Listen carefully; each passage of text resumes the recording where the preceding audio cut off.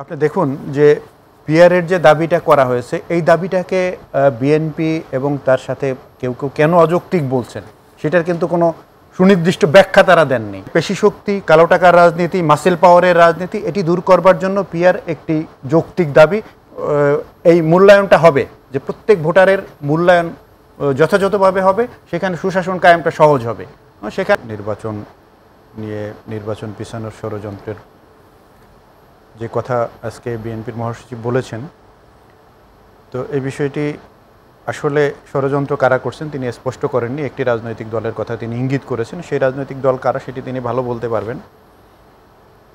আমার কাছে মনে হয় যে নির্বাচন পিছানোর জন্য যদি কেউ ষড়যন্ত্র করে সেটি তৃতীয় কোনো পক্ষ ষড়যন্ত্র করতে পারে। আজকে জাতীয় পার্টি একটি বক্তব্য দিয়েছে, সেই বক্তব্যটি আপনারা দেখে থাকবেন। তারা বলছে যে বাংলাদেশে জাতীয় পার্টিকে ছাড়া কোনো একতরফা নির্বাচন হতে দেয়া হবে না। এটা তাদের বক্তব্য। তাদের সেই সক্ষমতা আছে কিনা সেটি পরের বিষয়, কিন্তু এই বক্তব্যটি তারা দিয়েছে। যেই নির্বাচন নিয়ে ষড়যন্ত্র, আমার কাছে মনে হয় যে তৃতীয় কোনো পক্ষ যারা এদেশ থেকে দেশে 16 বছর শাসন ক্ষমতায় ছিল, 3টি নির্বাচনের নামে 3বার প্রহসন করে তারা ক্ষমতায় ছিল, তাদের পক্ষ থেকে একটি ষড়যন্ত্র আছে। তারা তো তাদের শক্তিগুলো এখনো তো বিদ্যমান রয়েছে আমাদের দেশের বাস্তবতায়, আমরা যদি সেটিকে বিশ্লেষণ করি। না, সেই ষড়যন্ত্রের কথা কিন্তু শহীদ ভাই আছে, কিন্তু দুলাল ভাই বলছেন যে স্পেসিফিক উনি পিয়ারের কথা নিয়ে আসছেন। আমি এটা আসছি, আমি পিয়ারের বিষয়টি, পিয়ার গণভোট।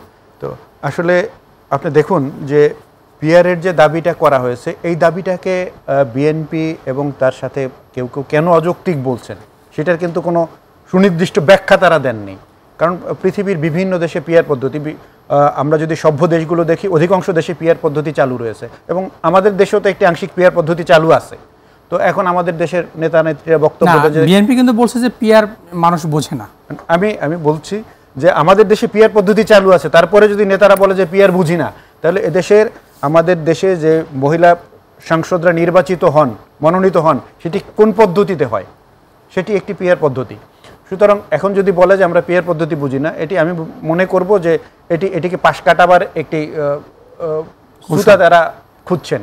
তো পিয়ার পদ্ধতি যে যৌক্তিক দাবিগুলো একটি দল তুলেছে, আমি মনে করি এটি অত্যন্ত যৌক্তিক দাবি। সেই যৌক্তিক দাবিকে আপনারা খণ্ডন করতে হলে যৌক্তিকভাবে খণ্ডন করুন। এটিকে আপনারা বুঝেন না, জাতি বুঝে না, দেশের মানুষ বুঝে না, এটি আমার মনে হয় যে একটি যৌক্তিক বক্তব্য না।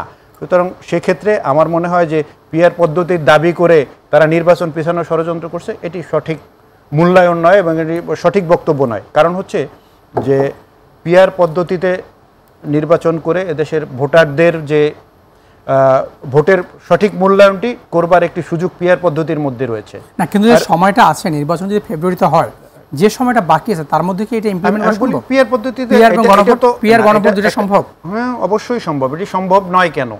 পিয়ার পদ্ধতিতে আপনার আলাদা কি কি সমস্যা তৈরি, মানে আপনারা মনে করেন সেই সমস্যাগুলো দেখেন যে এই সমস্যা তৈরি হতে পারে। আমরা দেখেন যে আমাদের বাংলাদেশের স্বাধীনতার 53 বছর পার হয়ে 54 বছর চলতেছে। তো সেখানে আমাদের এই স্বাধীনতার 54 বছরে যেই নির্বাচনগুলো হয়েছে, আমরা একটি দুইটি নির্বাচন ছাড়া আসলে কোনো গণতান্ত্রিকভাবে সুষ্ঠু নির্বাচন পাইনি।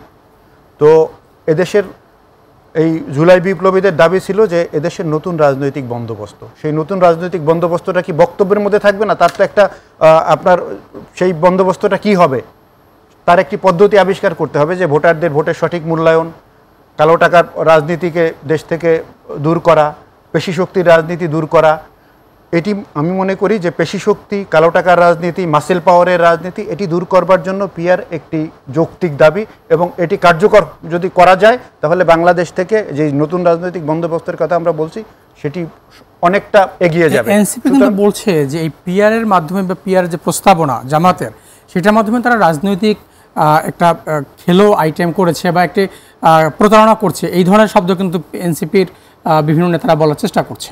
এটি তাদের রাজনৈতিক বক্তব্য, এটিকে অনভিজ্ঞতার কারণে বলেছে কিনা, তাদের রাজনৈতিক অভিজ্ঞতার ঘাটতি আছে সম্ভবত এজন্য বলেছে, অথবা পিয়ার পদ্ধতি নিয়ে তারা যথেষ্ট গবেষণা অথবা লেখাপড়া করেনি, যা পৃথিবীতে কোথায় পিয়ার পদ্ধতি আছে এবং এটা সুফল কুফল এটি নিয়ে তারা সম্ভবত আমার মনে হয় যে আমাদের বাংলাদেশের বাস্তবতা যেটা বিএনপি বলার চেষ্টা করে বা এনসিপি বলে, সেটা হচ্ছে যে বাংলাদেশের বাস্তবতায় পিয়ার হলে আমাদের যে লং রানে যে একটা সরকার যে মেয়াদ সেটা ঠিক থাকবে না, মাঝে মধ্যে দুর্বল সরকার তৈরি হতে পারে, তারা এই আশঙ্কার কথা বলে। আচ্ছা, আমি আপনাকে প্রশ্ন করি যে আমাদের দেশে অতীতে দুর্বল এই নির্বাচনের মধ্যে দিয়ে যে চলমান যে পদ্ধতিটি আছে, এই নির্বাচন দিয়ে দুর্বল সরকার তৈরি হয়নি? এই নির্বাচন দিয়ে সরকার তো ভেঙে যায়, হ্যাঁ, গঠন করা লাগে নাই, ভেঙে যায়নি। আমার মনে হয় যে এই ভয়টা যদি থাকে, যদি সরকারের ভিতরে যে হ্যাঁ দুর্বল সরকার হবে, সরকারের ভিতরে এই ভয়টা কেন যে সরকার ভেঙে যাবে? আপনি দেখেন যে আমাদের দেশে যে পদ্ধতি, যে 5 বছরের জন্য আপনাকে আমি রেস দিয়ে দিলাম, আপনাকে ভোট দিয়েছি, 5 বছর আপনি অন্যায় করেন, লুট করেন, পাট করেন, এটি আপনার এই ক্ষমতা দেওয়া আছে। কেউ এটা নিয়ে মানে এই 5 বছরের জন্য ক্ষমতায় যায়, কেউ মনে করে আমার একবারেই তো আমি যাচ্ছি, আর যেতে পারবো না, সুতরাং আমার যা করা দরকার সে ইলেক্টেড হয়ে যাওয়ার পরে সে তার পাওয়ার এক্সারসাইজ করা শুরু চিন্তা করে 5 বছর তো আমি আসি, সুতরাং আমার 5 বছরের ভিতরে কেউ সরাতে পারতেছে না। যদি পিআর পদ্ধতি হয়, আপনি যদি বলেন যে পৃথিবীর অনেক দেশ আছে পিআর পদ্ধতির, সেখানে কোনো 2 বছরের ভিতরে 1 বছরের সরকার পাল্টায়, কি হয়েছে তাতে? জাপানেও তো বছরের মাথায় সরকার পাল্টাই যায়। জাপানের অর্থনীতি আমাদের অর্থনীতি কি এক? অর্থনীতি এক না, আপনি ধরেন যে অর্থনীতি এক না, কিন্তু সেখানে সরকার যদি আপনার পাল্টায়, আপনার সমস্যাটা কি? অর্থনীতির প্রভাবটা এত কেন? বাংলাদেশের যে কালো টাকা এই যদি পাল্টায় বাংলাদেশের অর্থনৈতিক অবস্থার প্রেক্ষাপটে বাংলাদেশের কি লাভটা হবে? ধরেন এই জায়গাটায় হলে মানে আমাদের সুশাসনের ক্ষেত্রে কোন বেনিফিটটা পাওয়া সম্ভব এই পিআরটা হলে?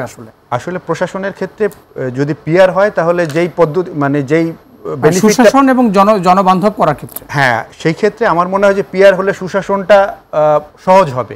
কারণ হলো যে আপনি দেখবেন যে এখানে পিআর যদি হয়, তাহলে প্রত্যেকটা ভোটারের মূল্যায়ন হবে। আপনি দেখেন যে আপনি 51% ভোট পাইছেন, আর একজন 49% পাইছে, আপনি বিজয়ী হয়েছেন।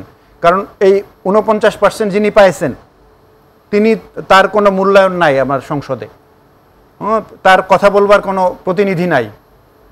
আপনি 51%-এর সরকার, 49% আপনার বিপক্ষে ছিল, সুতরাং তারা আপনার এই পিআরের যদি পিআর হয়, তাহলে সেই 49%-এর প্রতিনিধিও সংসদে থাকবে। এর কম পার্সেন্ট ভোট পাওয়ার পরেও যদি তাদের প্রতিনিধি থাকে, তাহলে তাদের কথা বলবার, সেই জনগোষ্ঠীর কথা বলবার প্রতিনিধি সংসদে থাকবে। সুতরাং সেইখানে আপনি যখন এই মূল্যায়নটা হবে, যে প্রত্যেক ভোটারের মূল্যায়ন যথাযথভাবে হবে, সেখানে সুশাসন কায়েমটা সহজ হবে। সেখানে এটার বেনিফিট সব মানে দল মত নির্বিশেষে যারা এই কম ভোট পেয়েছে তারাও পাবে, যারা বেশি ভোটের অধিকারী তারাও পাবে।